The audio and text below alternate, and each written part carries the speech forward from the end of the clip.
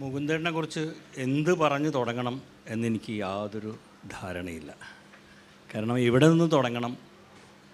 ഒരു കാര്യം ആലങ്കാരികമല്ലാതെ തന്നെ ഉറപ്പിച്ചു പറയാവുന്നത് മലയാള സാഹിത്യത്തിലെ മഹാരഥന്മാരിൽ മുന്നിൽ നിൽക്കുന്ന ഒരു ആൾ.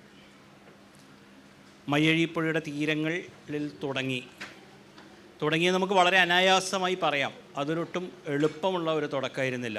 2 തവണ ഒരു നോവൽ പൂർണ്ണമായി എഴുതിക്കൊണ്ട് അങ്ങനെ 2ാമത്തെ തവണ എഴുതിയ നോവലാണ് മുകുന്ദേട്ടൻ നമ്മൾക്ക് അല്ലെങ്കിൽ മലയാളിക്ക് കൈരളിക്ക് തന്നത്. അപ്പോൾ അത് ഈ 2ാം തവണ ഈ നോവൽ എഴുതുന്ന അദ്ദേഹം ഡൽഹിയിൽ വെച്ചായിരുന്നു. ഡൽഹിയുമായി ബന്ധപ്പെടുത്തി നമ്മൾ 80കളിലും 90കളിലൊക്കെ പറഞ്ഞുകൊണ്ടിരുന്ന കേരളത്തിൻ്റെ എഴുത്തിൻ്റെ തലസ്ഥാനം അങ്ങ് ഡൽഹിയിലായിരുന്നു. ഒ വി വിജയനും സക്കറിയയും മുകുന്ദനും വി കെനും എല്ലാവരും ഡൽഹിയിലിരുന്ന് എഴുതുന്ന ഒരു കാലം. അന്നത്തെ കാലം എന്ന് പറയുമ്പം അന്നത്തെ ഡൽഹിയിലേക്കുള്ള പോക്ക് എന്ന് പറയുന്നത് ഇന്ന് നമ്മൾ ആഫ്രിക്കയിലെ ബുർക്കിന ഫാസോയിൽ പോകുന്നതിനേക്കാൾ ബുദ്ധിമുട്ടുള്ളൊരു കാര്യമായിരുന്നു. മദ്രാസിൽ നിന്ന് ഡൽഹിയുമായി ബന്ധിപ്പിക്കുന്ന ഒരു കരിവണ്ടി ഗ്രാൻഡ് ട്രങ്ക് എക്സ്പ്രസ്, ഇതിൽ കയറി മലയാളികൾ ഡൽഹിയിലേക്ക് പോവുകയും ആകെ കരി പിടിച്ച് കൽക്കരിയുടെ കരി പിടിച്ച് ഇരുണ്ട രൂപങ്ങളായി അവിടെ ഇറങ്ങുകയും, എന്നാൽ ഡൽഹിയുടെ ഒരു സാംസ്കാരിക അന്തരീക്ഷത്തിൽ അതിൻ്റെ തിരക്കിൽപ്പെട്ട് മലയാളി രൂപപ്പെടുകയും വലിയ എഴുത്തുകാരും വലിയ മനുഷ്യരുമായി മാറുകയും ചെയ്തു എന്നതാണ് അന്നത്തെ കാലത്തിൻ്റെ പ്രത്യേകത. അന്നത്തെ ഡൽഹി ഇന്നത്തെ ഡൽഹിയല്ല, അന്നത്തെ കേരളം ഇന്നത്തെ കേരളവുമല്ല. പക്ഷേ അന്നത്തെ ഡൽഹി നമ്മളുടെ എഴുത്തുകാരെ രൂപപ്പെടുത്തിയെടുത്തതിൻ്റെ അതൊരു ചരിത്രമാണ് അദ്ദേഹത്തിൻ്റെ പുതിയ പുസ്തകമായ എംബസിക്കാലം. അത് മുകുന്ദേട്ടൻ്റെ ഭാഗികമായ ആത്മകഥയാണ്. ഒപ്പം തന്നെ ഡൽഹി എങ്ങനെ മലയാളികളായ എഴുത്തുകാരെ സ്വാധീനിച്ചു, അവരെ രൂപപ്പെടുത്തു എന്നതിൻ്റെ രൂപരേഖയാണ്. അതിനോടൊപ്പം തന്നെ ഈ കേരളത്തിൻ്റെ രാഷ്ട്രീയ ചരിത്രം, സാംസ്കാരിക ചരിത്രവും സാമൂഹിക ചരിത്രവും എല്ലാം അതിൽ തന്നെ ഒട്ടും ഒരു എന്താ പറയുക, വളരെ ലളിതമായ രീതിയിൽ അദ്ദേഹം പറഞ്ഞു പോകുന്നുണ്ട്. അപ്പം മുകുന്ദേട്ടൻ്റെ ഡൽഹി ഓർമ്മകൾ വെച്ച് തന്നെ തുടങ്ങാം. ഡൽഹി എന്ന് പറഞ്ഞാൽ എംബസി കാലത്തിൻ്റെ തുടക്കം തന്നെ അദ്ദേഹം പറയുന്നുണ്ട് ഡൽഹി എത്രത്തോളം പ്രിയപ്പെട്ടതായിരുന്നു ഡൽഹി എന്ന് അദ്ദേഹത്തിന് അന്നും ഇന്നും എന്ന്.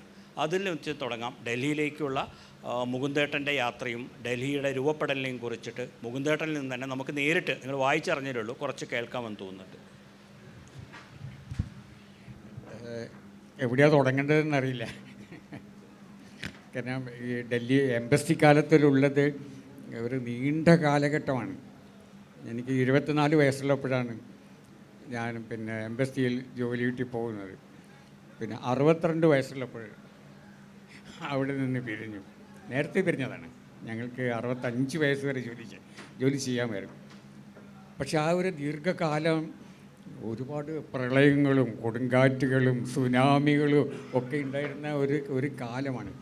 പക്ഷെ ഇന്ന് അത് മുഴുവൻ വെറും ഓർമ്മകളാണ്, വെറും ഗൃഹാതുരത്വമാണ്. അത് ആ കാലം, ആ കൊടുങ്കാറ്റും സുനാമിയും പ്രളയവും ഒക്കെ വെറും ഓർമ്മകളായി മാറുകയാണ്. അപ്പോൾ ആ ഓർമ്മകളാണ് എംബസി കാലത്തിലുള്ളത്. പിന്നെ യാത്രയെപ്പറ്റി വിശ്വനാഥ് പറഞ്ഞല്ലോ, നമുക്ക് സങ്കല്പിക്കാൻ കഴിയാത്തൊരു യാത്രയാണ് മാഹിയിൽ നിന്ന് ഡൽഹി വരെ പോവുക എന്നുള്ളത്. അന്ന് ഈ ട്രെയിന് പോലും ഇപ്പോഴത്തെ പോലല്ല, ചെറിയ അന്നത്തെ തീവണ്ടിയാണ് അക്ഷരാർത്ഥത്തിൽ. ഈ കൽക്കരി ഉപയോഗിച്ച് കൽക്കരി കത്തിച്ച് ആ ചൂടിൽ സ്റ്റീമുണ്ടാക്കി ആ സ്റ്റീമിലാണ് എഞ്ചിൻ പ്രവർത്തിക്കുന്നത്.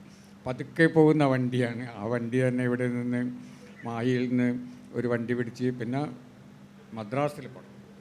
അന്ന് നമ്മൾ മദ്രാസാണ്, ചെന്നൈ അല്ല.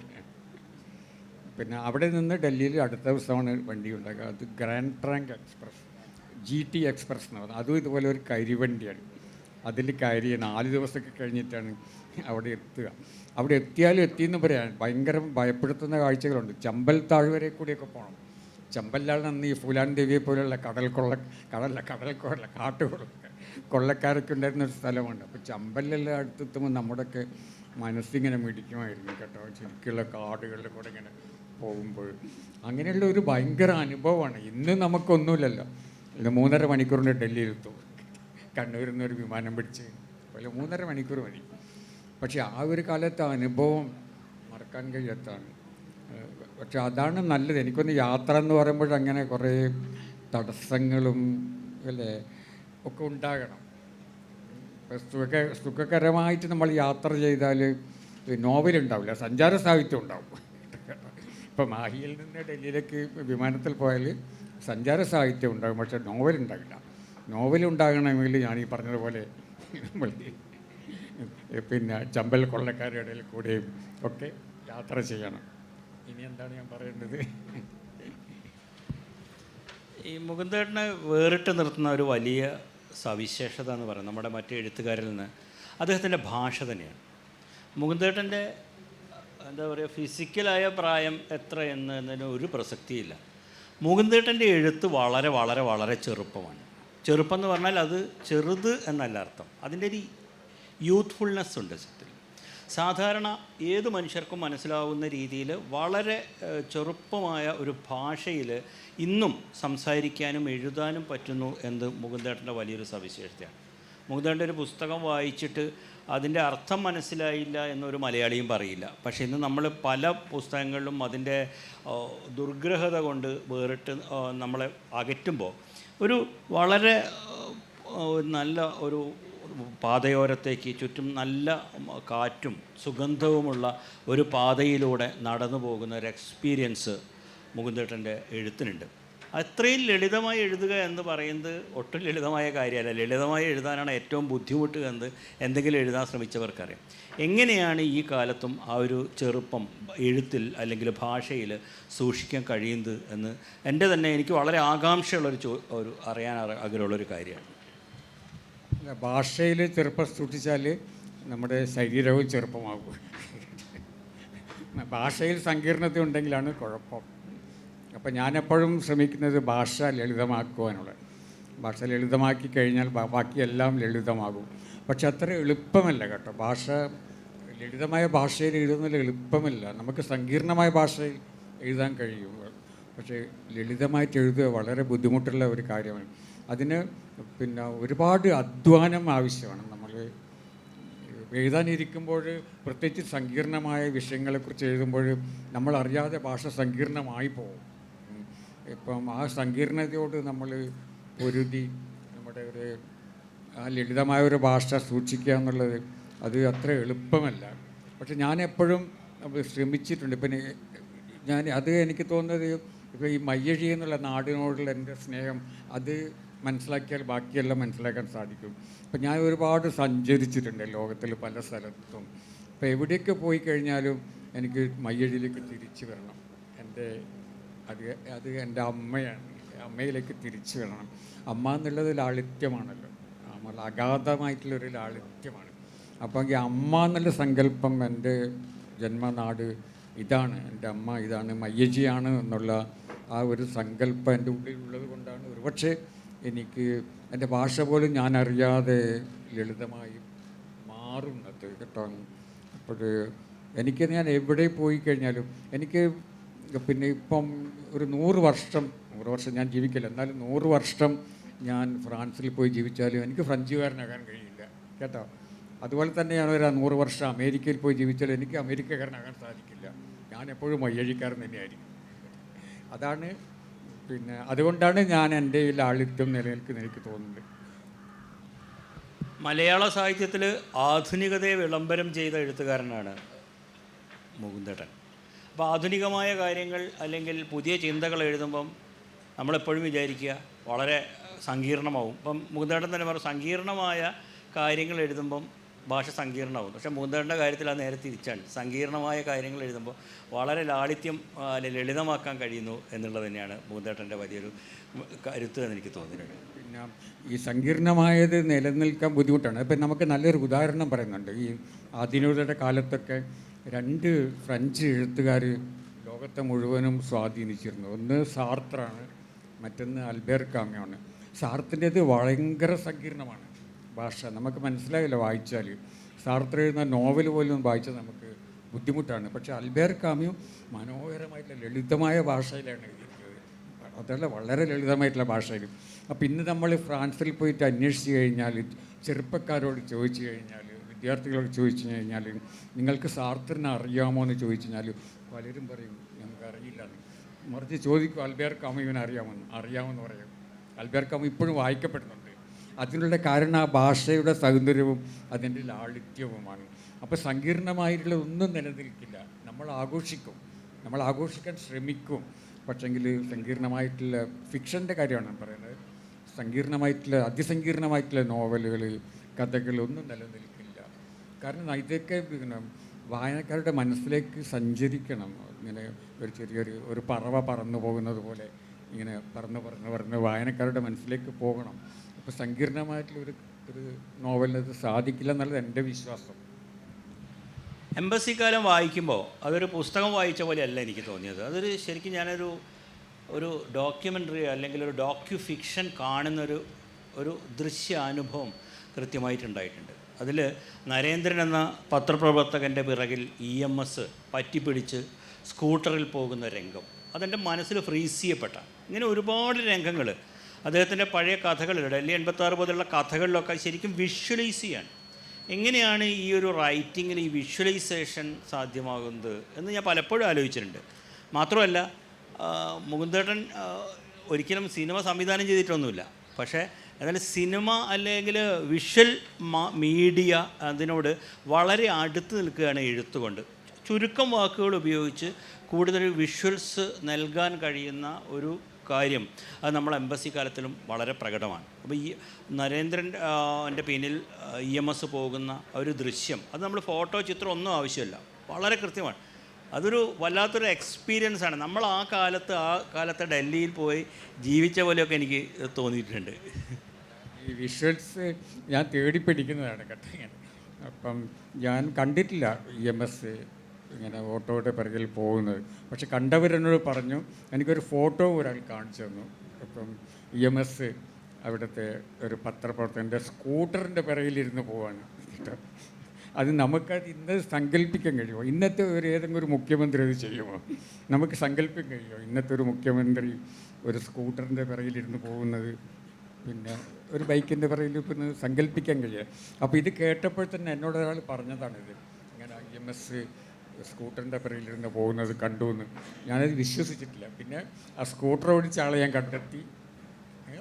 പിന്നെ അതുപോലെ തന്നെ ഒരു ഫോട്ടോ കണ്ടു. പിന്നെ അപ്പോൾ EMS ഇങ്ങനെ സ്കൂട്ടറിൻ്റെ പിറകിലിരുന്നുകൊണ്ട് ഡൽഹിയിലെ രാജവീഥികളിലൂടെ സഞ്ചരിക്കുന്നത്.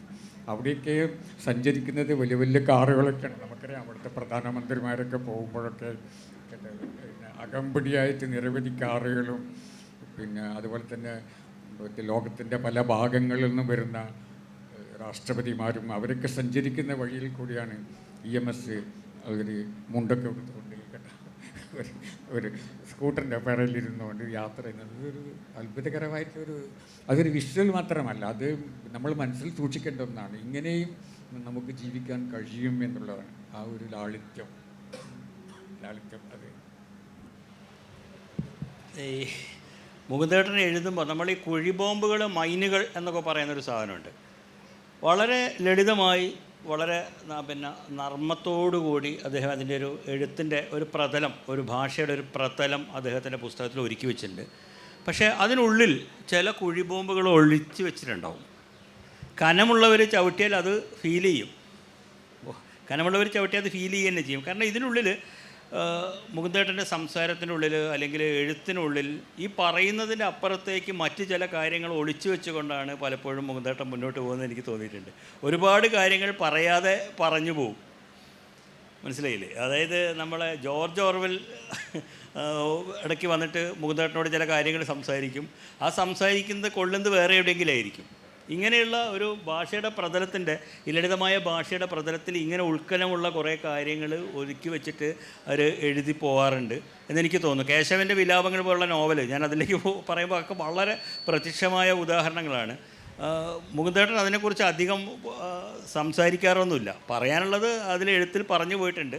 ഇങ്ങനെയൊരു രചന നിർവഹിക്കുമ്പോൾ ബോധപൂർവമോ അല്ലെങ്കിൽ അബോധപൂർവമോ ആയിട്ട് സ്വന്തം സത്ത അല്ലെങ്കിൽ സ്വന്തം അഭിപ്രായങ്ങൾ അതിനുള്ളിലേക്ക് വരുന്ന ഒരു സംഗതി ഈ എംബസി കാലത്തിലും ഇഷ്ടം പോലെ കാണുന്നുണ്ട് എന്നെനിക്ക് തോന്നുന്നുണ്ട്.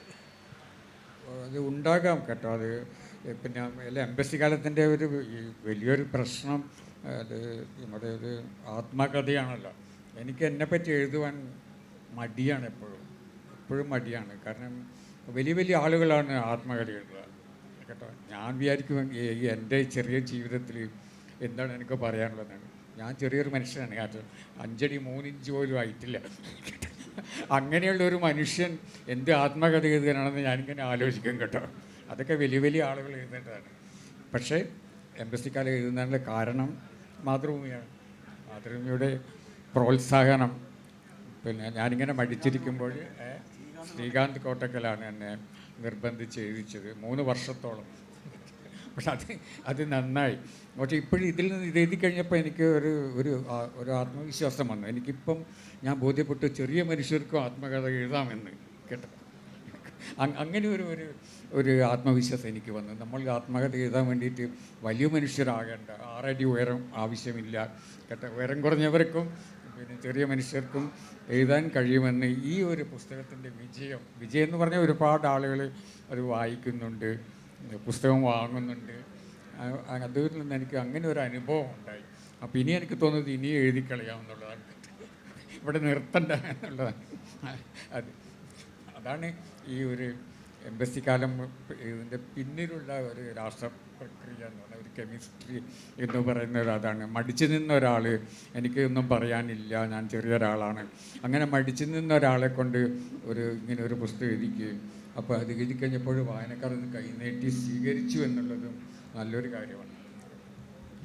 ഈ എംബസിക്കാലം അതൊരു ആലങ്കാരികമായിട്ട് പറയുന്നത് ഞാൻ 2 തവണ വായിച്ചു. അത് മുകുന്ദേട്ടൻ ഇവിടെ വന്നിട്ട് ഇരുന്ന് ഇൻ്റർവ്യൂ ചെയ്യേണ്ടി വരും എന്ന് വിചാരിച്ചിട്ടൊന്നും വായിച്ചല്ല. കാരണം ആദ്യ വായന കഴിഞ്ഞപ്പോൾ എനിക്ക് മനസ്സിലായി ഇനി ഒന്നുകൂടി വായിച്ചാൽ ഇതിൽ ചില കാര്യങ്ങളുണ്ട് എന്നുള്ളത്. കാരണം നമുക്കറിയാം ഹെമിംഗ്വേ ഒരു പത്രപ്രവർത്തകനായിരുന്നു അമേരിക്കയിൽ. കാൻസസ് സ്റ്റാർ എന്ന പത്രത്തിൽ അദ്ദേഹം ജോലി ചെയ്തു. അതേപോലെ മാർക്യൂസ് ആയിരുന്നു. അവരുടെയൊക്കെ ഈ പത്രപ്രവർത്തനം ചെയ്തു വന്ന എഴുത്തുകാർ അല്ലെങ്കിൽ സർഗപ്രതിഭയുള്ള പത്രപ്രവർത്തകർ എന്ന രീതിയിൽ വലിയ പ്രത്യേകത എന്ന് പറയുന്നത് സൂക്ഷ്മമായ നിരീക്ഷണങ്ങൾ അതിലുണ്ട് എന്നുള്ളതാണ്. അതേപോലെ തന്നെ മുകുന്ദേട്ടൻ്റെ ഈ രചനകളിലും ഇത്തരം വളരെ സൂക്ഷ്മമായ ചില നിരീക്ഷണങ്ങൾ അവിടെ ഇവിടെയായിട്ട് ചിതറിക്കിടക്കുന്നുണ്ടാവും. ഇതിൽ പറയുന്നുണ്ട് ഇപ്പോൾ ചില മനുഷ്യരെ കുറിച്ചിട്ട് ഒരുപാട് ആളുകളെ കുറിച്ചിട്ട് അതിൽ പറയുന്നുണ്ട്. ശാരദക്കുട്ടിയെക്കുറിച്ച് പറയുന്നുണ്ട്. ഒരിക്കൽ പറയുന്നുണ്ട് കണ്ണൂരിൽ മാതൃഭൂമിയുടെ ലേഖകനായിരുന്ന ബാലകൃഷ്ണൻ സദസ്സിലിരിക്കുന്നുണ്ട്. ഒരാളെ ഞാൻ കണ്ടു, ആ മുഖം എനിക്ക് മറന്നു പോകുന്നു, പ്രായമാവുന്നതിൻ്റെ പ്രശ്നമാണോ എന്നൊക്കെ ആശങ്കപ്പെട്ടിട്ട് അവസാനം പറയുന്നുണ്ട് അത് ബാലകൃഷ്ണനായിരുന്നു എന്ന് പറയുന്നുണ്ട്.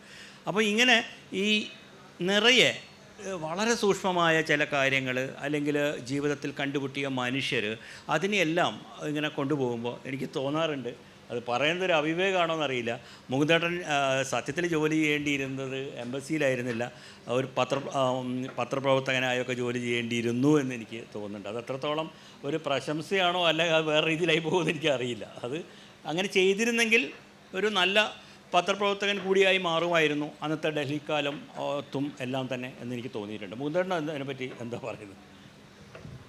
അല്ല, ഇതിൽ ഇപ്പം വിശ്വനാഥ് പറഞ്ഞത് വെച്ചാൽ പല കാര്യങ്ങളും മറച്ചു വെച്ചിട്ട് പറയുന്ന ഒരു രീതി അതല്ലേ ആദ്യം പറഞ്ഞതാണല്ലോ. ഒരു കാര്യം പറയുക, പക്ഷേ നമ്മൾ നോക്കുമ്പോൾ അതിൻ്റെ പിറകിൽ വേറെ ചില കാര്യങ്ങളുണ്ടാവും. പിന്നെ അത് എഴുത്തിൻ്റെ ഒരു ടെക്നിക്കാണത്. അത് ഭാഷ അങ്ങേയറ്റം ലളിതമായിരിക്കണം. ഞാൻ നേരത്തെ പറഞ്ഞതുപോലെ ഭാഷ ലളിതമായിരിക്കണം, വായനക്കാരെ വായിക്കാൻ പ്രേരിപ്പിക്കണം.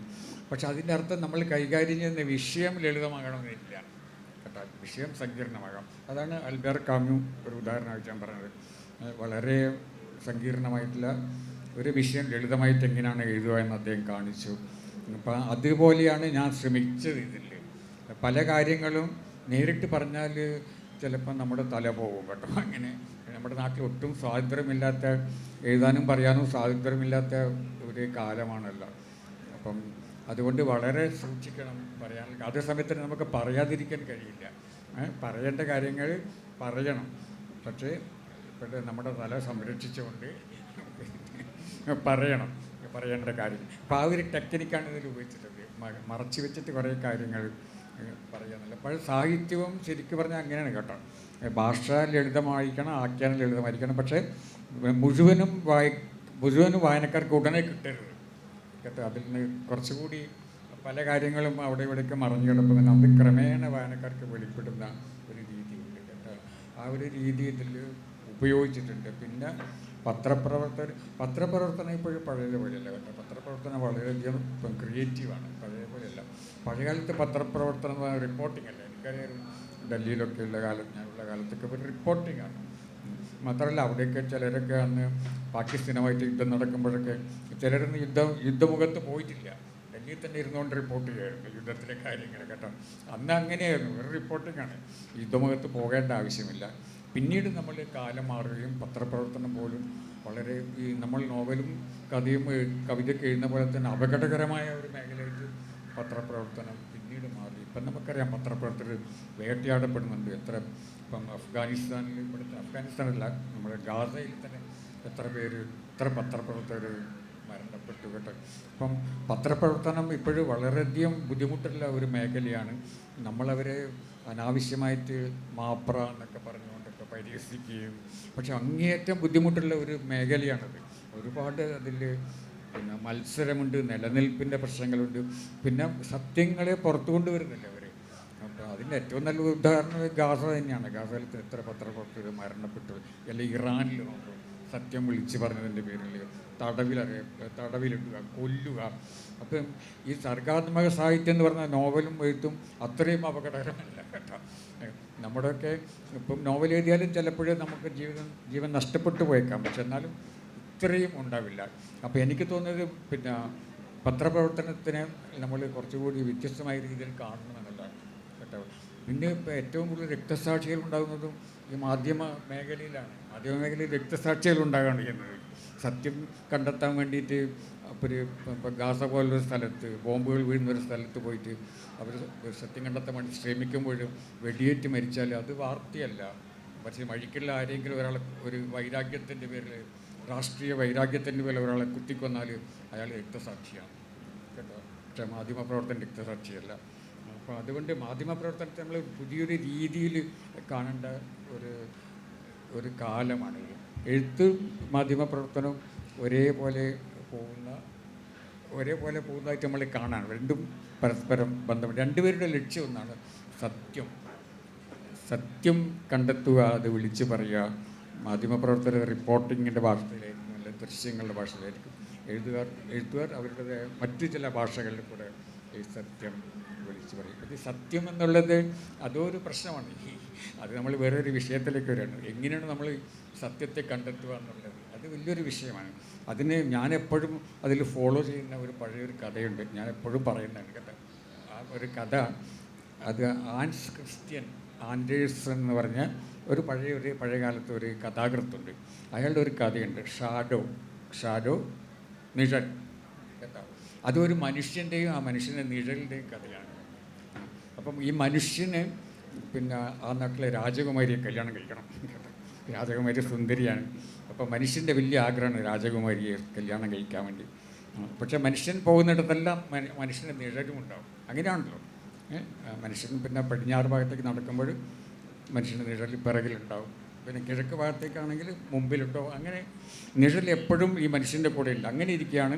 പിന്നെ ജനം ശ്രദ്ധിച്ചു, നിഴൽ ക്രമേണ ഈ മനുഷ്യരിൽ നിന്ന് അകലുന്നുണ്ട് കേട്ടോ. നിഴൽ അകന്നു പോവുകയാണ്, വേർപെട്ടു പോവുകയാണ്. എപ്പോഴും കൂടെ നടക്കുന്ന മനുഷ്യൻ്റെ കൂടെ എപ്പോഴും വേർപെട്ടു പോകുന്ന നിഴൽ മനുഷ്യനെ ഉപേക്ഷിച്ചുകൊണ്ട് അകന്നകന്ന് പോവുകയാണ്. അപ്പോഴെന്താണ് കാരണം എന്ന് അന്വേഷിച്ചപ്പോൾ അവർ പറയുന്നത് വെച്ചാൽ, മനുഷ്യൻ സത്യമല്ല, നിഴലാണ് സത്യം. അല്ലെങ്കിൽ മനുഷ്യൻ യാഥാർത്ഥ്യമല്ല, നിഴലാണ് യാഥാർത്ഥ്യം എന്നുള്ള അങ്ങനെ അതാണ് ജനങ്ങൾക്ക് മനസ്സിലായി. അപ്പോൾ നിഴലിലാണ് യാഥാർത്ഥ്യമുള്ളതും സത്യമുള്ളതും. അപ്പോൾ രാജകുമാരി ഇതറിയാനിടയാക്കി.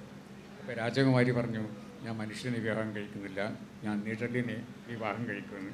അങ്ങനെ രാജകുമാരി നിഴലിനെ വിവാഹം കഴിച്ചു. മനോഹരമായിട്ടുള്ളൊരു കഥയാണത്. അപ്പോൾ അത് നിഴലാണ് സത്യം, നിങ്ങളീ കാണുന്നതൊന്നും സത്യമല്ല കേട്ടോ. അതിൻ്റെ ഒരു നിഴൽ ഇവിടെയൊക്കെ ഉണ്ട്. അപ്പം എൻ്റെ ഇപ്പോൾ ഒരു കഥയും നോവലെന്ന് പറയുന്നത് നിഴലാണ് കേട്ടോ, നിഴലാണ്. അതിലാണ് അതെനിക്ക് സന്തോഷമുണ്ട്. എൻ്റെ അതിൽ ഞാൻ എഴുതുന്നത് സത്യമല്ലെങ്കിൽ എനിക്ക് നിഴലുണ്ടാവില്ല. നിഴലില്ലാത്ത എഴുത്തുകാരാണ് അസത്യം പറയുന്നവർ. അവർക്ക് നിഴലുകൾ ഉണ്ടാവില്ല. അവരാണ് എല്ലാം. പക്ഷേ ഏതൊരു എഴുത്തുകാരന്, ഏതൊരു മനുഷ്യന് നിഴലുകളുണ്ടോ, ആ മനുഷ്യൻ്റെ ആ നിഴലുകൾ സത്യം വിളിച്ചു പറയുന്നതാണ്.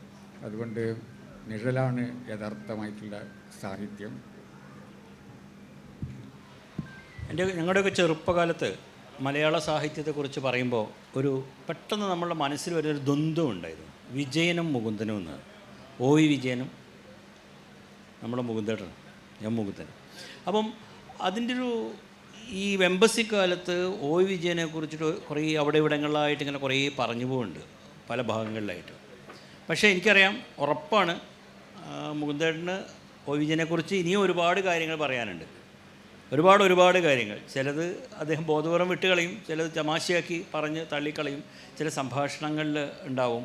എല്ലാം കൊണ്ട് വിജയനുമായിട്ടുള്ളൊരു ബന്ധം സത്യത്തിൽ മുകുന്ദേട്ടനെ, എൻ്റെ ഒരു അഭിപ്രായത്തിൽ മുകുന്ദേട്ടനെ വിജയൻ സ്വാധീനിച്ചതിനേക്കാൾ വിജയനെ മുകുന്ദേട്ടൻ സ്വാധീനിച്ചിട്ടുണ്ട്. കാരണം വിജയൻ എന്ന എഴുത്തുകാരനല്ല, വ്യക്തി രൂപപ്പെട്ട് വരുന്നതിൽ മുകുന്ദേട്ടൻ വലിയൊരു ആശ്രയമായി നിന്നൊരാളാണ് ശരിക്കും. അപ്പം വിജയൻ തന്നെ പല കാലങ്ങളിൽ പലപ്പോഴുമായിട്ട് അത് സൂചിപ്പിക്കുകയും ചെയ്തിട്ടുണ്ട്. കാരണം ഒരു മയ്യഴിക്കാരൻ്റെ കരുത്തും ധൈര്യവും ഒക്കെ ആയിട്ട് അങ്ങോട്ട് ചെല്ലുകയാണ് മുകുന്ദേട്ടൻ ഡൽഹിയിലേക്ക്. പ്രത്യേകിച്ച് അവിടെ വലിയ ആശ്രയമൊന്നുമില്ല, ചേട്ടനുണ്ട് എന്നൊക്കെ അല്ലാതെ അങ്ങോട്ട് ഇറങ്ങിപ്പുറപ്പെട്ട. പക്ഷേ പ്രവാചകൻ്റെ മൗനം സൂക്ഷിക്കുന്ന വിജയൻ കുറേ കൂടി ഭീരുത്വം, അങ്ങനെയല്ല, ഒരു മോശം അർത്ഥത്തിലല്ല, ഒരു ആത്മീയമായ ഒരു തരത്തിലും എല്ലാം ഒരു ഭീരുത്വം സൂക്ഷിച്ചുകൊണ്ടിരുന്ന ഒരാളാണ്. അപ്പോൾ ശരിക്കും ഒ വി വിജയനുമായിട്ടുള്ള ശരിയായ ചില എക്സ്പീരിയൻസ്, അല്ലെങ്കിൽ ഒ വി വിജയനെ ഏത് രീതിയിലാണ് ഡൽഹിയിൽ കണ്ട ഒ വി വിജയനെ മുകുന്ദേട്ടൻ നിർവചിക്കുന്നത്? ഒ വി വിജയനിൽ എനിക്കിപ്പം വിജയനുമായിട്ട് പിന്നെ സക്കറിയൊക്കെ ഉള്ള തരത്തിൽ അത്രയും ബന്ധം എനിക്കില്ല. പക്ഷേ സക്കറിയൊക്കെയാണ് കൂടുതൽ വിജയനായിട്ട് ബന്ധം.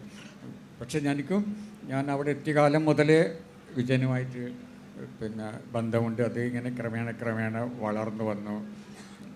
പക്ഷേ ഞാൻ മനസ്സിലാക്കിയെടുത്തോളം വിജയനെ നമ്മൾ ഖസാക്കിൻ്റെ ഇതിഹാസത്തിൽ തളച്ചിട്ടു എന്നുള്ളതാണ്. വിജയൻ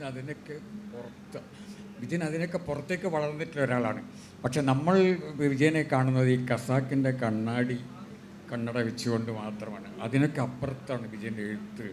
നമ്മൾ പിന്നെ ഡൽഹിയിലുള്ള കാലത്ത് വിജയൻ വരച്ചിട്ടുള്ള കാർട്ടൂണുകൾ, അതുപോലെ തന്നെ വിജയൻ എഴുതിയിട്ടുള്ള ലേഖനങ്ങൾ, ഇംഗ്ലീഷിൽ എഴുതുന്ന ലേഖനങ്ങളൊക്കെ ഉണ്ടല്ലോ അന്ന്.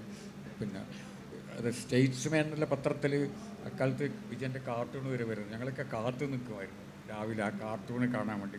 അതുപോലെ ഇംഗ്ലീഷിൽ എഴുതുന്ന അതിമനോഹരമായിട്ടുള്ള ലേഖനങ്ങളുണ്ടായിരുന്നു. പിന്നീട് വിജയൻ ഒട്ടും പ്രായോഗിക ബുദ്ധിയുള്ള ഒരാളല്ല. ഇത് പ്രായോഗിക ബുദ്ധിയുള്ള എല്ലാ എഴുത്തുകാരും, എല്ലാവരും തന്നെ, വായനക്കാരും നമ്മളെല്ലാവരും തന്നെ വളരെയധികം പ്രാക്ടിക്കലായിട്ട് പ്രായോഗിക ബുദ്ധിയോടെ ജീവിക്കുന്ന ആളുകളാണ്. പക്ഷേ വിജയൻ അത് ഉണ്ടായിരുന്നില്ല. അതിന് ഞാനൊരു ഉദാഹരണം പറയാം. ഇപ്പം അന്ന് പിന്നെ കംബോഡിയയിലെ ഭരണാധികാരി രാജാവ് നോറോദോം സിഹാനൂക്ക്, കംബോഡിയയിലെ പ്രിൻസ് അയാളാണ് അവിടുത്തെ ഭരണാധികാരി. അദ്ദേഹം വിജയൻ്റെ ഈ കാർട്ടൂണുകളും എല്ലാം കണ്ടിട്ടും ഇംഗ്ലീഷ് ലേഖനങ്ങളൊക്കെ വായിച്ചിട്ട് വിജയനെ കംബോഡിയയിലേക്ക് ക്ഷണിച്ചു. അവിടുത്തെ രാജാവാണ് ക്ഷണിക്കുന്നത്. വിജയൻ പറഞ്ഞ് ഞാൻ വരുന്നില്ല എന്ന് ഭയപ്പെട്ടിട്ടാണ്, ഭയം കൊണ്ടാണ്. വിജയൻ്റെ ഭയങ്കരമായിട്ടുള്ള ഭയമാണ് വിജയൻ എല്ലാവരെയും, ദൈവത്തെയും ഭയമാണ്, പിന്നെ ഇന്ദിരാഗാന്ധിയെയും ഭയമായിരുന്നു, എല്ലാവരെയും ഭയമായിരുന്നു. റോഡ് ക്രോസ് ചെയ്യാൻ വിജയൻ ചെയ്യുന്ന കഷ്ടപ്പാടുകൾ. വിമാനത്തിൽ ഒരിക്കൽ പോലും കയറിയില്ല എന്ന് ഫ്ലൈറ്റിൽ ഒരിക്കലും കയറിയിട്ടില്ല എന്ന് ആരോ പറഞ്ഞു കേട്ടു വിജയൻ. ഇല്ല കാര്യം, വിജയൻ ലോകത്തിൽ എവിടെയോ സഞ്ചരിച്ചിട്ടില്ല, മനസ്സുകൊണ്ട് സഞ്ചരിച്ച ഒരാളാണ്. അപ്പം പല ഇതിൽ ചില ഏതൊരു നോവലിലൊക്കെ തലമുറകളിലാണോ എന്ന് എനിക്കറിയില്ല, പിന്നെ ജർമ്മനിയെ പറ്റിയൊക്കെ പറഞ്ഞു. ജർമ്മനിയിലൊന്നും പോയിട്ടില്ല. പക്ഷേ ഈ ഭയമാണ്, എട്ടുകാലിയ ഭയമാണ്. റോഡ് മുറിച്ച് കിടക്കാൻ, റോഡ് ക്രോസ് ചെയ്യാൻ എത്ര സമയം എടുക്കുന്ന അറിയാം റോഡിൽ. ഞാൻ വിജയനെ കാണുന്ന ആദ്യത്തെ വിഷ്വൽ അതാണ്. നമ്മൾ EMS പറ്റി പറഞ്ഞില്ലേ, അതുപോലെ ഞാനിങ്ങനെ ആ ഡൽഹിയിലെത്തി കുറച്ച് കഴിഞ്ഞപ്പോൾ പിന്നെ കൊണാട്ട് പ്ലേസിൽ വിജയൻ ഇങ്ങനെ നിൽക്കുന്നു റോഡിൻ്റെ ഈ ഒരു ഭാഗത്ത്. അപ്പോൾ അന്നത്തെ വിജയൻ ഇന്നത്തെ വിജയനല്ല കേട്ടോ. ഇന്ന് നമ്മൾ കാണുന്ന ഒരു ചിത്രമുണ്ടല്ലോ വിജയൻ്റെ, വിനയൻ്റെ ഫോട്ടോ, പിന്നെ പാലക്കാട്ട് വിജയൻ സന്യാസിയെ പോലെയുള്ളൊരു, അതല്ല, അതിസുന്ദരനായിട്ടുള്ളൊരു ചെറുപ്പക്കാരനാണ്. വളരെ ഹൈറ്റുണ്ട്, പിന്നെ മനോഹരമായിട്ടുള്ള മുടി, പിന്നെ ഏറ്റവും പുതിയ രീതിയിൽ തയ്പ്പിച്ചിട്ടുള്ള കോട്ട്, കയ്യിൽ വലിയൊരു ബാഗ്, ഇതൊക്കെ ആയിട്ട് കണ്ടു കഴിഞ്ഞാൽ നമ്മൾ അത്ഭുതപ്പെടുന്ന ഒരു പേഴ്സണാലിറ്റിയാണ്. അപ്പോൾ ഞാനിങ്ങനെ ദൂരെ നിന്ന് വിജയനെ കാണുമ്പം ഇങ്ങനെയുള്ള വിജയൻ റോഡിൻ്റെ ഒരു ഭാഗത്ത് നിൽക്കുകയാണ്. അപ്പം മുറിച്ച് കിടക്കാൻ, റോഡ് ക്രോസ് ചെയ്യാൻ വേണ്ടിയിട്ട് ഒന്ന് കാല് വെക്കും, അപ്പോഴേ ഒരു വാഹനം വരുമ്പോൾ കാല് പിറകോട്ട് വെക്കും. ഇതിങ്ങനെ ആവർത്തിക്കുകയാണ്. റോഡ് മറ്റു പലരും പിന്നെ ആ സമയം കൊണ്ട് റോഡ് ക്രോസ് ചെയ്ത് അങ്ങ് പോയിട്ടുണ്ടാകും. അപ്പോൾ ഇതാണ് വിജയന് എൻ്റെ മനസ്സിലുള്ള ഒരു വിഷ്വൽ കേട്ടോ. അത്രയും അതിസുന്ദരനായിട്ടുള്ള വളരെ ഫാഷനബിളായിട്ടുള്ള കോട്ടും പാൻറ്റൊക്കെ ധരിച്ചിട്ടുള്ള വിജയൻ കയ്യിൽ ബാഗൊക്കെ ആയി ഇങ്ങനെ നിന്നിട്ട് റോഡ് ക്രോസ് ചെയ്യാൻ കഴിയാതെ വിഷമിക്കുന്ന അതാണ് ആ വിജയനെ കൊണ്ട് എൻ്റെ ആദ്യത്തെ എൻ്റെ ഒരു മനസ്സിൽ പതിഞ്ഞിട്ടുള്ളൊരു ദൃശ്യം. പിന്നെ ഞാൻ പിന്നീട് വിജയനായിട്ട് വളരെ അടുത്തു. എനിക്കൊരു ജ്യേഷ്ഠ സഹോദരനെ പോലാണ്. ഞങ്ങളൊരു 10-12 വയസ്സിന് വ്യത്യാസമുണ്ട് അത്രയും. അപ്പം വിജയൻ പിന്നെ എനിക്ക് വലിയ ബഹുമാനമായിരുന്നു. അത് ബഹുമാനം ഞാൻ എപ്പോഴും പ്രകടിപ്പിച്ചിട്ടുണ്ട്.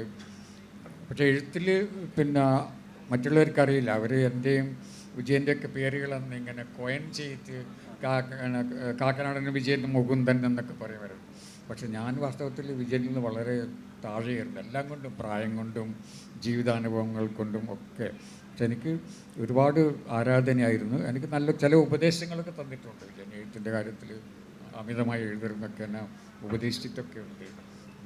പിന്നെ എനിക്ക് വിജയനെ പറ്റി ഒരുപാട് പറയാം. വിജയന് ഭക്ഷണം കൊണ്ടൊക്കെ കൊടുക്കുന്നത് ഞാൻ സാധാരണ പറയല്ല. മാതൃഭൂമിയുടെ Delhi bureau chief VK Madhavankutty വിജയന് ചോറും മത്സ്യക്കറിയും വലിയ ഇഷ്ടമാണ്. അപ്പോൾ തനിയെ താമസിക്കുകയാണ്. അപ്പം അവിടെ ഒരു പിന്നെ ഭക്ഷണം ഇത് കൊടുക്കാൻ അവിടുത്തെ ഉത്തരേന്ത്യക്കാരി ഒരു സ്ത്രീയുണ്ട്. അവരെന്തൊക്കെ ഉണ്ടാക്കി കൊടുക്കും, ചപ്പാത്തിയൊക്കെ.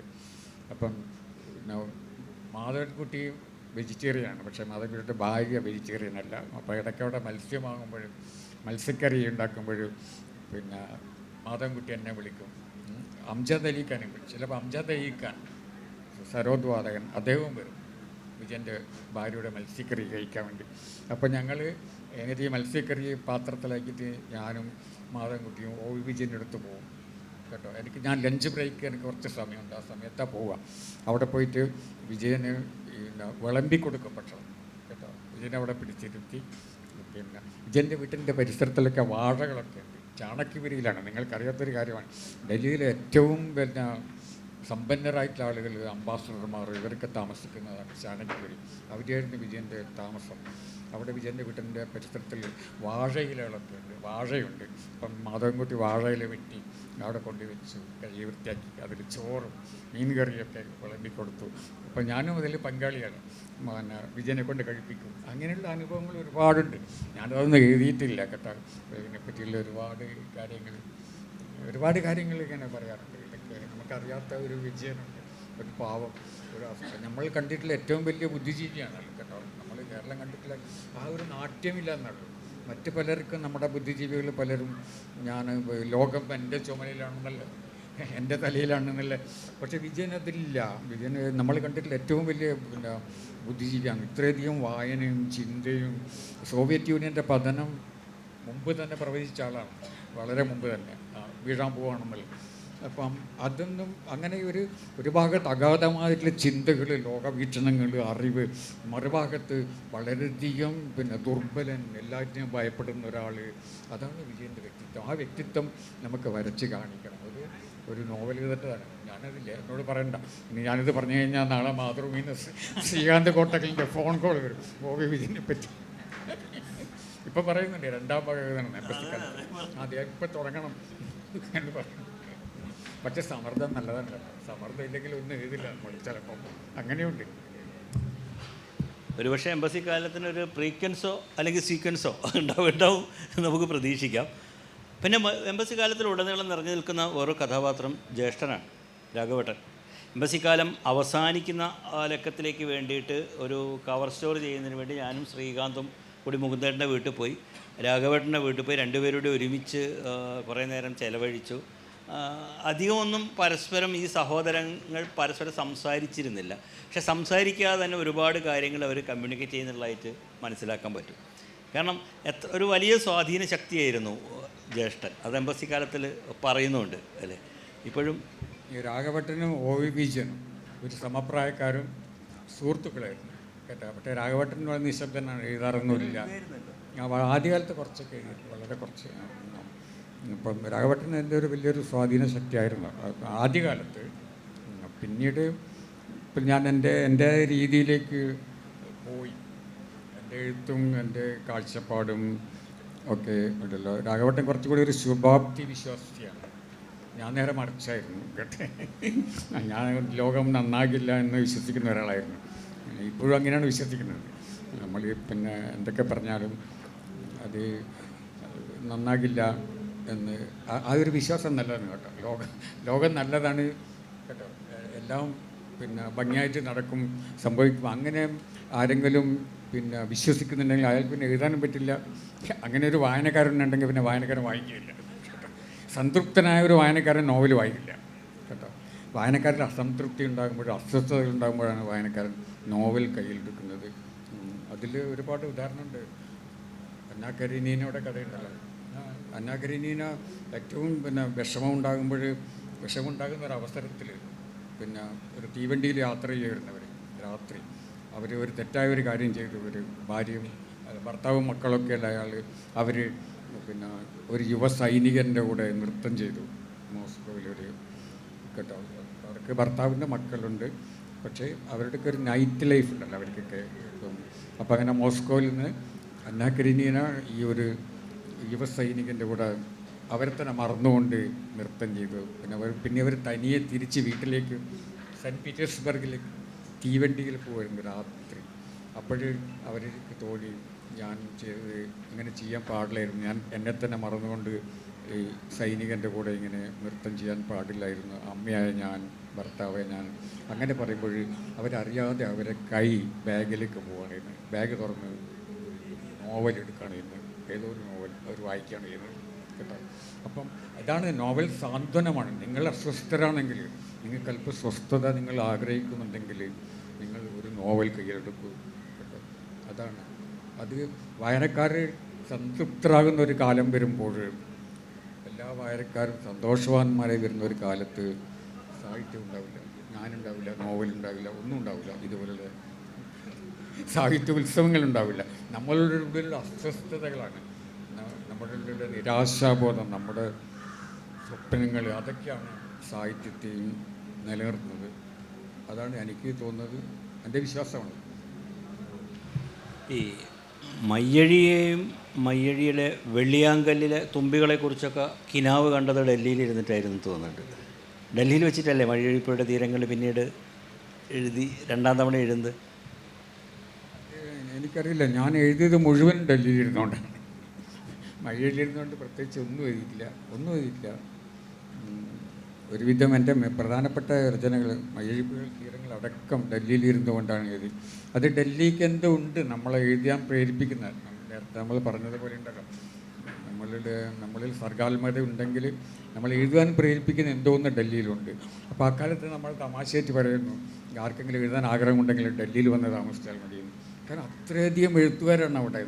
മലയാളത്തിൽ VK, കാക്കനാടൻ, വിജയൻ, പിന്നീട് ആനന്ദ്, സച്ചിദാനന്ദൻ, പിന്നെ അതിനു മുമ്പ് മറ്റു പലരും ഉണ്ടായിരുന്നു. അങ്ങനെ ഒരുപാട് എഴുത്തുകാർ മറുഭാഷകളിലുണ്ട്. അതുകൊണ്ട് കേരളത്തിൽ മാത്രമല്ല. ഇപ്പോൾ ഒറീസയിലെ ഏറ്റവും വലിയ കവി ജ്ഞാനപീഠം കിട്ടിയ സീതാകാന്ത് മഹാപത്ര അദ്ദേഹം ഡൽഹിയിലിരുന്നുകൊണ്ടാണ് എല്ലാം എഴുതിയത്. അപ്പോൾ ഡൽഹിക്ക് അങ്ങനെ എന്തോ ഒരു പ്രത്യേകതയുണ്ട് കേട്ടോ. പക്ഷേ എൻ്റെ ഒരു അത്ഭുതം, അങ്ങനെയുള്ള ഒരു നഗരത്തിലിരുന്നുകൊണ്ടാണ് ഞാൻ ഇത്രയും എഴുതിയത്. ഞാൻ വിചാരിച്ച് ഡൽഹിയൊക്കെ വിട്ട് തിരിച്ച് മയ്യഴിയിൽ വന്ന് ഞാൻ എഴുതില്ല, പക്ഷെ ഇപ്പോഴും എഴുതുന്നുണ്ട്. ഈ വളരെ മുമ്പ് വായിച്ചൊരു കഥയാണ്, അത് അക്ബർ കക്കട്ടിൻ്റെ ആണ് എൻ്റെ ഓർമ്മ. പുനത്തുകുഞ്ഞബ്ദുള്ളയെക്കുറിച്ചിട്ട് അക്ബർ കക്കട്ടിൽ എഴുതിയൊരു കഥയുണ്ട്, പഴയൊരു കഥ. ഓർക്കുന്നുണ്ടോ പൂന്തേട്ടൻ? അതായത് കുഞ്ഞബ്ദുള്ള എന്ന് പറഞ്ഞു കഴിഞ്ഞാൽ ഒരു എഴുത്തുകാരൻ മാത്രമല്ല, അതൊരു പ്രസ്സാണ്. അതിങ്ങനെ ആവശ്യമുള്ള സമയത്ത് ഓണായിട്ട് ഇങ്ങനെ അടിച്ച് പ്രിൻ്റ് ചെയ്ത് പുറത്തേക്ക് വന്നുകൊണ്ടിരിക്കും എന്ന് പറയുന്നുണ്ട്. അത് ശരിക്കും വറ്റാത്തൊരു സർഗശക്തിയുടെ അതിന് കൊടുത്തൊരു ആദരവാണ്. അല്ലാണ്ട് അത് മോശം രീതിയിലല്ല എഴുതിയത്. ആ രീതിയിൽ പോലെ മുകുന്ദേട്ടൻ്റെ ഏറ്റവും വലിയ പ്രത്യേകത എന്ന് പറഞ്ഞാൽ, മുകുന്ദേട്ടൻ ഒരു എഴുത്തുകാരനല്ല, അത് 3-4 എഴുത്തുകാരനാണ്. ആദിത്യനും രാധയും മറ്റു ചിലരും എഴുതിയ മുകുന്ദേട്ടനല്ല മയ്യഴി എഴുതിയിരിക്കുന്നത്. അദ്ദേഹമല്ല കേശവൻ്റെ വിലാപങ്ങൾ എഴുതിയിരിക്കുന്നത്. ഇങ്ങനെ വേറെ ലോകങ്ങൾ, വേറെ കാഴ്ചകൾ, വ്യത്യസ്തമായ പ്രതലങ്ങൾ, ലാംഗ്വേജിലുള്ള ഏറ്റക്കുറച്ചിലുകൾ, എല്ലാം കൂടിയിട്ടുള്ളൊരു ലോകം മുകുന്ദേട്ടൻ സൃഷ്ടിച്ചിട്ടുണ്ട്. എങ്ങനെയാണ് ഈ ഇത്രയും കൂടുതൽ എഴുതുകയും എന്നാൽ അതിൻ്റെ ഒരു ക്വാളിറ്റി സൂക്ഷിക്കുന്ന രീതിയിൽ അതിൽ വളരെ വ്യത്യസ്തയും വൈചിത്ര്യമൊക്കെ ഉണ്ടാക്കാൻ കഴിയുന്നത് എങ്ങനെയാണ്? എന്താണ് ശരിക്കും അതിനു വേണ്ടിയുള്ള ഒരു ബോധപൂർവമായ ഒരു പരിശ്രമം, അല്ലെങ്കിൽ അതിനു വേണ്ടിയുള്ള ചില ഹോംവർക്കുകൾ അങ്ങനെയൊക്കെ ശരിക്കും മുകുന്ദേട്ടൻ ഇപ്പോഴും നടത്തിക്കൊണ്ടിരിക്കുന്നുണ്ടോ? പ്രായമാകുമ്പോൾ നമ്മുടെ ഈ ഓർമ്മശക്തി ഒന്നും ഇങ്ങനെ ഷാർപ്പാവില്ല. നമ്മൾ ചെറുപ്പകാലത്തുള്ളത് പോലെ നമുക്ക് ഓർക്കാൻ ബുദ്ധിമുട്ട് വരും. ഇപ്പം ചില നോവലിൽ ഒരുപാട് കഥാപാത്രങ്ങളുണ്ടാകും. കഥാപാത്രങ്ങളുടെ സ്വഭാവമൊക്കെ നമ്മൾ പറയും, ഇപ്പോൾ എ എന്ന് പറഞ്ഞ കഥാപാത്രം അധികം സംസാരിക്കില്ല എന്ന് നമ്മളൊരു സ്ഥലത്ത് എഴുതുന്നു. പിന്നെ അങ്ങോട്ട് എ എന്നുള്ള കഥാപാത്രം ഒരുപാട് സംസാരിച്ചാലോ, അപ്പോൾ ഇതുപോലുള്ള പ്രശ്നങ്ങൾ വരും. അത് ചെറുപ്പകാലത്ത് എനിക്കിതെല്ലാം ഓർമ്മ വെക്കാൻ കഴിയുമായിരുന്നു, ഒരുപാട് കഥാപാത്രങ്ങൾ. ഇപ്പോഴത് പറ്റുന്നില്ല. അപ്പം ഇപ്പോഴും ഞാൻ ചെയ്യുന്നത്, പിന്നെ എഴുതാൻ ഞാൻ ചെയ്യാൻ ഉദ്ദേശിക്കുന്നത് കഥാപാത്രങ്ങളെക്കുറിച്ച് ഓരോ കഥാപാത്രത്തിന് ഒരു പേജ് കൊടുക്കുക, നോട്ട് എഴുതി വെക്കുക. ഓരോ കഥാപാത്രത്തിൻ്റെ പിന്നെ ആകൃതി, പ്രകൃതി, എല്ലാം സ്വഭാവം, പിന്നെ ഫിസിക്കലി തന്നെ എങ്ങനെയാണ്, ഇതൊക്കെ അങ്ങനെ എഴുതുന്നവരുണ്ട് എത്രയോ. ഞാനങ്ങനെ തുടങ്ങിയിരുന്നു ചെറുതായിട്ട്. ആ ഡൽഹി കഥകൾ എഴുതുമ്പോൾ അങ്ങനെ ഞാൻ ചെറുതായിട്ട് തുടങ്ങിയിരുന്നു. അങ്ങനെ പിന്നീട് എനിക്ക് തോന്നി അത് ആവശ്യം വന്നില്ല. പക്ഷേ ഇനി എനിക്ക് തോന്നുന്നത് അത് ആവശ്യമായി വരും. അത് ഓർമ്മയുടെ ഒരു പ്രശ്നമാണ്. എഴുത്തിൽ നമുക്ക് സർഗാത്മകത മാത്രം പോരാ. പിന്നെ എഴുത്തിന് ഒരു ആർക്കിടെക്ചറുണ്ട്, പലർക്കും അറിയാത്ത തന്നെ. നമ്മൾ അതിനൊരു തച്ചുശാസ്ത്രമുണ്ട്. നമ്മൾ വലിയൊരു ബിൽഡിങ് പണിയുന്നത് പോലെയാണ് ഒരു നോവൽ പണിയുന്നത്. ബിൽഡിങ്ങിൻ്റെ തച്ചുശാസ്ത്രം ശരിയല്ലെങ്കിൽ ബിൽഡിങ് വീഴും. അതുപോലെ തന്നെയാണ് നോവലും. നോവലിൻ്റെ ഒരു ആർക്കിടെക്ചർ, അതിൻ്റെ നിയമങ്ങൾ നമ്മൾ പാലിച്ചിട്ടില്ലെങ്കിൽ നോവൽ വിജയിക്കില്ല. നോവൽ എഴുതുന്നതിൽ അത്ര എളുപ്പമല്ല.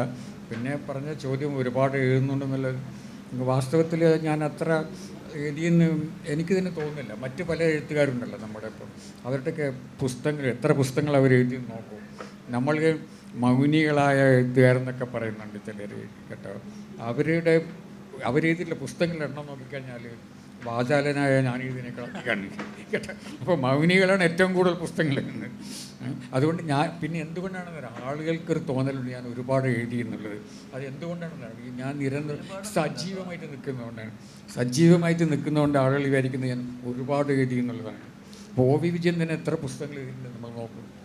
എത്ര പുസ്തകങ്ങൾ MT നോക്കും കേട്ടോ. അപ്പോൾ അത് സജീവമായി നിൽക്കുന്നത് കൊണ്ടും പിന്നെ ഇടയ്ക്കൊക്കെ ഇങ്ങനെ ചില വിവാദങ്ങളും പിന്നെ കലാപങ്ങളും ഒക്കെ സൃഷ്ടിക്കുന്നതുകൊണ്ട് ഞാൻ ഒരുപാട് എഴുതുന്നുണ്ട് എന്ന് ആളുകൾക്ക് തോന്നുകയാണ്. അതാണ് അതിൻ്റെ ഒരു കേസ്.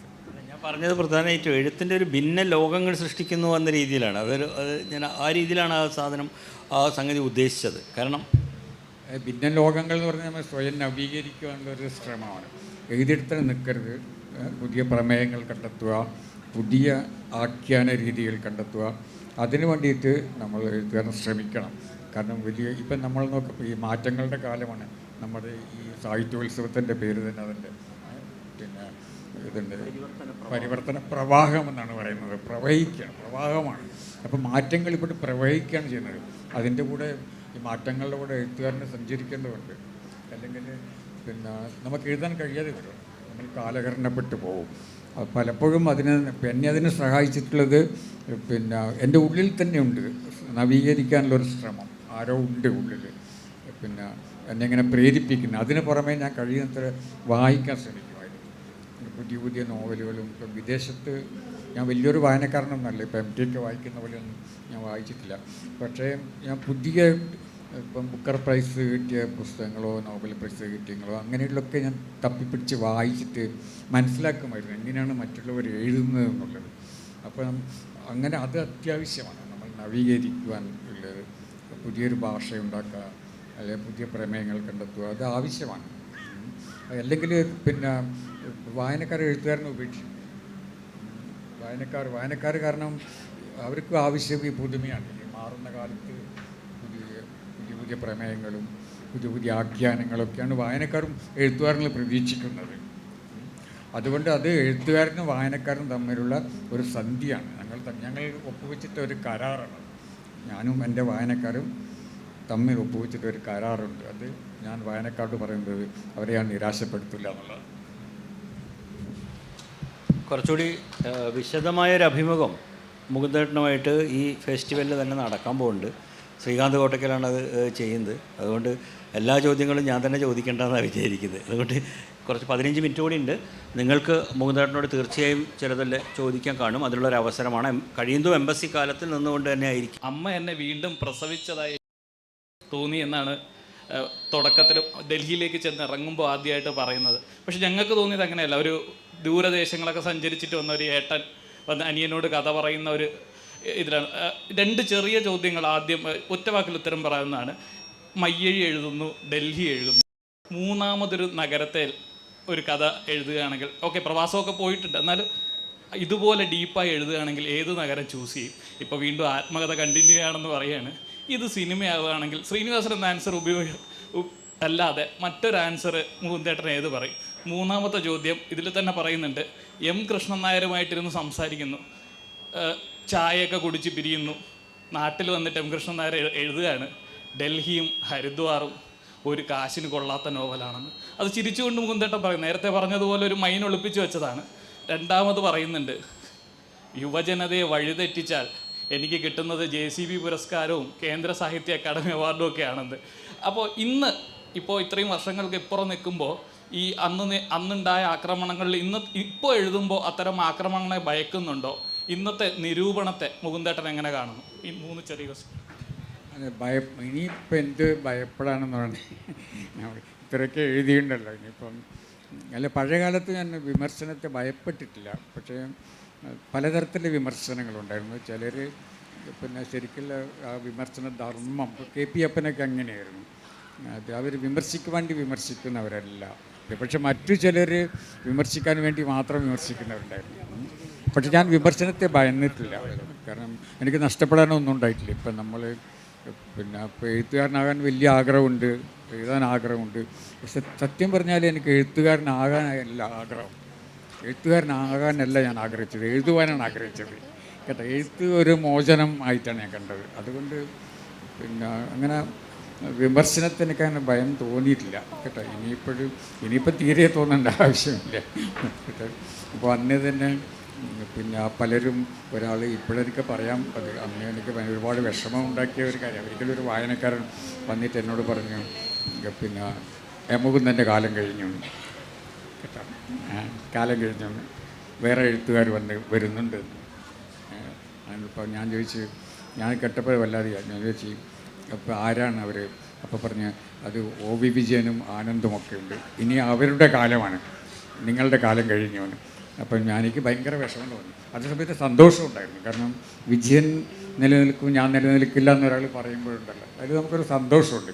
പക്ഷെ എങ്കിലും ഒരാളുടെ മുഖത്ത് നോക്കി നിങ്ങൾ നിലനിൽക്കില്ല എന്ന് പറയുമ്പോഴുള്ള അതിലൊരു വേദനയുണ്ടല്ലോ. അപ്പം ഇങ്ങനെയുള്ള ഒരുപാട് അനുഭവങ്ങളുണ്ട്. അപ്പോൾ ഇനിയിപ്പോൾ അങ്ങനെയുള്ള അനുഭവങ്ങൾക്കൊന്നും വലിയ പ്രസക്തിയൊന്നും ഇല്ല കേട്ടോ. ഇനിയിപ്പോൾ കുറച്ചുകൂടി ഒരു നോവൽ കൂടി മനസ്സിലുണ്ട്. എനിക്കിപ്പോൾ വലിയ ആഗ്രഹം ഒരു ചെറുപ്പക്കാരനെ പോലെ എഴുതാനാണ്. ഒരു ചെറുപ്പക്കാരനെ പോലെ എഴുതാൻ ഞാൻ ശ്രമിക്കുന്നുണ്ട് കേട്ടോ. ചെറുതായിട്ട് തുടങ്ങി വെച്ചിട്ടുണ്ട്, ഒരു കഥയായിട്ട് വന്നത്. പക്ഷെ അത് കഥയിൽ നിൽക്കുന്നില്ല. ഇനിയിപ്പോൾ അത് നോവലാക്കിയോളെന്ന് ആലോചിക്കുന്നുണ്ട്. അത് ഇത്രയും പ്രായമുള്ള എനിക്ക് എന്തുകൊണ്ട് ഒരു 22 വയസ്സുള്ള 82 വയസ്സായിട്ടുള്ള ഒരാൾ, അല്ല 80 വയസ്സായിട്ടില്ല ഞാൻ, 80 വയസ്സായിട്ടില്ല ഞാൻ 20 വയസ്സായിട്ടുള്ള ഒരാളായി മാറിയിട്ട് ഒരു കഥ എഴുതുക. അല്ലേ നൗഷ, അങ്ങനെ എഴുതിയാലൊന്ന് ആലോചിക്കുക. അത് പിന്നെ അങ്ങനെയൊക്കെ വേണം കേട്ടോ. നമ്മുടെ ഈ പ്രായത്തെക്കുറിച്ച് പിന്നെ അധികം ചിന്തിച്ചാൽ പിന്നെ നമുക്ക് എഴുതാൻ കഴിയില്ല. പിന്നെ ഞാനിങ്ങനെ ആലോചിക്കുന്നില്ല എപ്പോഴും പ്രായമായി. അപ്പോൾ സക്കറിയാനോട് പറഞ്ഞിട്ടുണ്ട്, ഞാനിങ്ങനെ ഇപ്പം പ്രായമായി എന്നൊക്കെ കുറേ മിണ്ടാതിരിക്കടാന്ന് പറയും. എന്നോട് എങ്ങനെ പറഞ്ഞു, അങ്ങനെയൊന്നും പറയാൻ പാടില്ല. പക്ഷേ പിന്നെ സത്യത്തിൽ ഞാൻ എന്നും എനിക്ക് പ്രായമായി എന്നുള്ള തോന്നലില്ല. അല്ല, എനിക്ക് പണ്ടുണ്ടായിരുന്നു പ്രായം. അല്ല, അതല്ല, ഈ ചെറുപ്പകാലത്തും ഞാൻ പ്രായമുള്ള ഒരാളാണെന്നുള്ളൊരു തോന്നലായിരുന്നു എനിക്ക്. ശരി, 24 വയസ്സ് 25 വയസ്സൊക്കെ ഉള്ളപ്പോൾ ഞാനൊരു വയോധികനാണെന്ന് ഉള്ളത് തോന്നലായിരുന്നു എനിക്ക്. പക്ഷെ അതിപ്പോഴും ഉണ്ട്. പക്ഷേ അതിനെ മറികടക്കാൻ വേണ്ടിയാണ് ഒരു ചെറുപ്പക്കാരനെ പോലെ എഴുതിയാളെന്ന് അറിയിക്കുന്നത്. നേരത്തെ ഒരു പറഞ്ഞിരുന്നു, മറ്റേ OV വിജയനെ ഖസാക്കിൽ തളച്ചിടാൻ ശ്രമിച്ചു എന്നുള്ള രീതി പറഞ്ഞായിരുന്നു. അതുപോലെ മയ്യഴിപ്പുഴ തീരങ്ങളിൽ സാറിനെ തളച്ചിടാനായിട്ട് ശ്രമിച്ചതായി അനുഭവപ്പെട്ടിട്ടുണ്ടോ? കാരണം ചില നോവലുകൾ, ഇപ്പോൾ തെച്ചുമയും മക്കളും, സീത, അതുപോലെ തന്നെ കിളി വന്ന് വിളിച്ചപ്പോൾ, ഇതൊന്നും കാര്യമായിട്ട് ആൾക്കാർ പരാമർശിക്കുന്നില്ല എന്നുള്ളൊരു പരാതി ഉണ്ടോ? അല്ല, മയ്യഴിപ്പുഴ തീരങ്ങളിൽ എന്നെ തളച്ചിടുന്നതിൽ എനിക്ക് സന്തോഷമേ ഉള്ളൂ കേട്ടോ. മയ്യഴിയുടെ കഥാകാരൻ എന്ന് പറയുന്നതിൽ എനിക്ക് സന്തോഷമേ ഉള്ളൂ. പക്ഷേ അതിനൊക്കെ അപ്പുറത്ത് ഇപ്പോൾ മയ്യഴിയിൽ ഞാൻ ജീവിച്ചതിനേക്കാൾ കൂടുതൽ ഡൽഹിയിൽ ജീവിച്ചിട്ടുണ്ട്. അങ്ങനെയാണെങ്കിൽ ഡൽഹിയുടെ കഥാകാരൻ എന്നാണ് പറയേണ്ടത് യഥാർത്ഥത്തിൽ. ഞാൻ അവിടെയാണ് കൂടുതൽ ജീവിച്ചിട്ടുള്ളത്, എൻ്റെ ആയുസ്സിലെ പകുതിയിലധികം. പക്ഷെ അങ്ങനെ ആരും പറയുന്നില്ല. പക്ഷെ എങ്ങനെ പറഞ്ഞാലും സന്തോഷം. പിന്നെ മയ്യയുടെ കഥാകാരൻ എന്ന് പറഞ്ഞാലും സന്തോഷം, ഡൽഹിയുടെ കഥാകാരൻ എന്ന് പറഞ്ഞാലും സന്തോഷം തന്നെ. ഒന്ന് മാത്രം മതി, ഞാൻ എഴുത്തുകാരനല്ല എന്ന് പറയരുത്. എഴുത്തുകാരനല്ല എന്ന് പറഞ്ഞാലും എനിക്ക് വിഷമമുണ്ടാകും. മറ്റു വിധത്തിൽ എന്ത് വേണമെങ്കിലും പറയാം. സിനിമയെ സത്യം പറഞ്ഞാൽ എനിക്ക് വലിയ അത്ര താല്പര്യമൊന്നുമില്ല. ചില സാഹചര്യങ്ങളുടെ പ്രലോഭനങ്ങൾ കൊണ്ട് അതിൽ ചെന്ന് പെട്ടുപോയതാണ്. ഇതിപ്പോൾ സിനിമയിൽ എന്താണ്, നമുക്ക് കാര്യമായിട്ടൊന്നും ഒരു എഴുത്തുകാരന് ചെയ്യാൻ സാധിക്കില്ല. കാരണം അത് ഇപ്പോൾ ഞാൻ നോവൽ എഴുതുമ്പോൾ ഞാൻ തനിയാണ്, അല്ലേ? മറ്റേതൊരു ആൾക്കൂട്ടമാണ് കേട്ടോ. ഈ പിന്നെ നമ്മളൊരു ചെറിയൊരു സിനിമയ്ക്ക് പോലും പ്രവർത്തിക്കുമ്പോഴും ഒരു ആൾക്കൂട്ടത്തിലൂടെ പ്രവർത്തിക്കണം. സംവിധായകനുണ്ടാകും, നടന്മാരുണ്ടാകും, നടിയുണ്ടാകും, പലരും, നിർമ്മാതാവ് ഉണ്ടാകും, ടെക്നീഷ്യൻ. ഒരു ഘട്ടത്തിൽ ആ ഓട്ടോറിക്ഷക്കാരൻ്റെ ഭാര്യ എന്നുള്ള സിനിമയുടെ ഷൂട്ടിങ്ങിൻ്റെ ഒരു ഘട്ടത്തിൽ 100 പേരുണ്ടായിരുന്നു അവിടെ. അപ്പം എനിക്കത് താങ്ങാൻ പറ്റുന്നില്ല കേട്ടോ. ഞാനവിടെ ഈ ഷൂട്ടിങ് കാണാൻ പോയിട്ട് 100 പേരാണ് അവിടെ ഉള്ളത് കേട്ടോ. അപ്പോൾ അത് എനിക്ക് തോന്നി ഇത് നമുക്ക് പറ്റിയതല്ല എന്നുള്ളത്. എനിക്കെൻ്റെ ഏകാന്തത, ഞാൻ എഴുതിയത് അത്രയും ഡൽഹിയിൽ കൊടും ശൈത്യത്തിൽ രാവിലെ 4 മണിക്ക് എഴുന്നേറ്റ് ഭാര്യ ഫ്ലാസ്കിൽ ചായ ഉണ്ടാക്കി വെച്ചിട്ട് അത് കുടിച്ച് 4 മണിക്കുണ്ടല്ലോ ആ കൊടും ശൈത്യത്തിൽ ഏകനായിരുന്നു എഴുതുക. എനിക്ക് തോന്നുന്നത് അതാണ് എൻ്റെ വഴിയെന്നുള്ളതാണ്. പിന്നെ എങ്ങനെയൊക്കെയോ ചില അബദ്ധസഞ്ചാരങ്ങൾ നടത്തിയിട്ടാണ് ഈ സിനിമയിലേക്ക് വരുന്നത്. അർദ്ധമനസ്സോടെയാണ് അതിലേക്ക് പോകുന്നത്. അതുകൊണ്ടായിരിക്കാം ഒരുപക്ഷെ എനിക്കതിൽ അത്ര വിജയിക്കാൻ കഴിയുക. ഒരു സിനിമ നന്നായിരുന്നു, ആ ദൈവത്തിൻ്റെ വികൃതികൾ, അത് നന്നായിരുന്നു. വിലയേറിയ വാക്കുകൾക്ക് നന്ദി സർ. ചോദ്യോത്തരവേള ഇവിടെ അവസാനിച്ചിരിക്കുകയാണ്. ശ്രീ എം മുകുന്ദന് സ്നേഹോപകാരം നൽകുന്നതിനായി Mathrubhumi books north territory manager Shri അനീഷിനെ വേദിയിലേക്ക് സ്വാഗതം ചെയ്യുന്നു.